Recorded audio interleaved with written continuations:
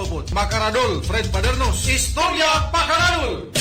Binaliwala or ignored ni Senator Robin Padilla ang 15 days notice na binigay ng Ombudsman para siya ay makapagsumiti ng kanyang sagot or counter affidavit.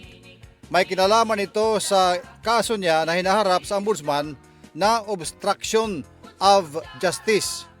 Ito ang inihayag kahapon ni Ombudsman Boying Remulla sa isang pulong balitaan o press con kung saan tinanong siya ng media kung nakapagsumiti na ba si Senator Robin Padilla ng kanyang counter affidavit o ang status nung tinanong siya sa status ng obstruction of justice case laban sa dalawang senador, Senador Alan Peter Cayetano at Senador Robin Padilla.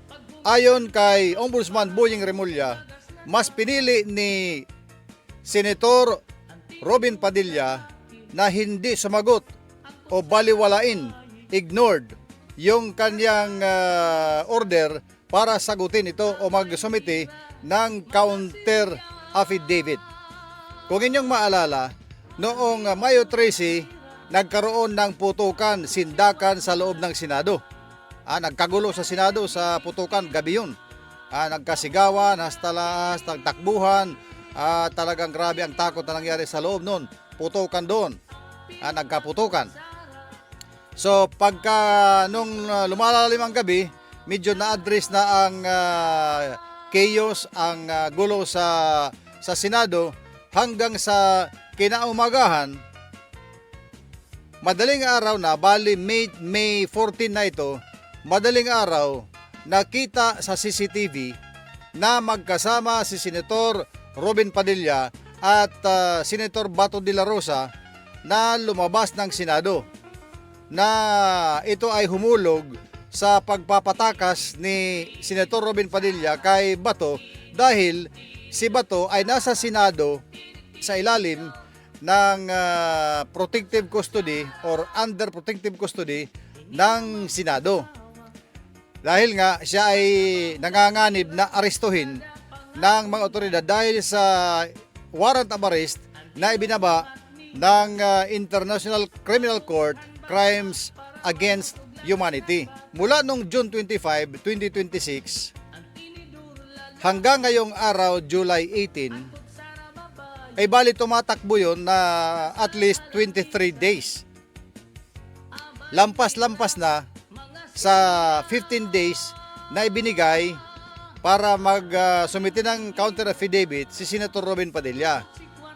Kahapon July 17, ginawa yung press con ni Remulla kung saan niya inianunsyo na hindi nagsumiti ng counter affidavit si Senator Robin Padilla. So 22 days lampas sa 15 days hindi talaga sumiti si Senator Robin Padilla. Baka iniisip ng senador na wala rin naman itong kwenta kung ako'y magsusumiti ng counter affidavit, makukulong rin ako pagka ganun. Baka ganun lang, baka lang ito akin lang ito pananaw Pero hindi natin alam kung ano ang rason ni Senator Robin Padilla. Ang klaro dyan, hindi siya nagsumiti ng counter affidavit. Si Aplaska naman ay may ibang kinakaharap na kaso ito. Kaugnay pa rin dyan, pero dalawa ang kinakaharap na kaso niya. Na-dismiss na nga siya sa kanyang pagka-sergeant at arms at kasama pa rin siya dito sa kaso ng obstruction of justice. Ano ang mangyayari sa kaso nila? Ano ang gagawin ng Ombudsman? Ang sabi ng Ombudsman, dahil hindi nagsumiti si Padilla at yung iba ay nagsumiti naman, ay itutuloy ng Ombudsman ang pagresolba ng kasong ito base sa mga ebidensya na hawak nila at base sa sagot ng mga nagsumiti ng counter affidavit. Isa na roon si Senator Alan Peter Cayetano. Sa pagresolba o sa mga final decision ng Ombudsman, kung makita ito ng Ombudsman na mayroong batayan, matibay na batayan para sila ay kasuhan, sila ay makakasuhan at iaakyat ito sa Sandigan Bayan pag ang kasong ito ni Padilla, ni Cayetano, ni Aplasca at ang iba pa ay naiakyat na sa Sandigan Bayan. Nasa Sandigan ng Bayan na ngayon ang bula ng kasong ito.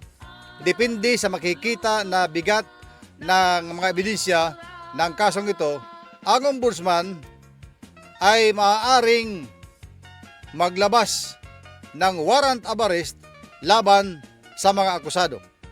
Magkakasama sa kasong ito na obstruction of justice sina Senator Robin Padilla, si Senator Alan Peter Cayetano bilang noon siya ang Senate President nung nangyari ito, si Sergeant at Arms Mau Aplasca, at siguro may meron pang iba na kasama sa kaso na hindi lang nababanggit sa pagbabalita.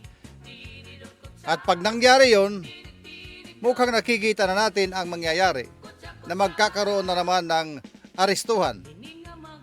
At least, sabi ng ombudsman, binigyan sila ng pagkakataon, lalong-lalo na si Senator Robin Padilla, binigyan ng pagkakataon na sagutin.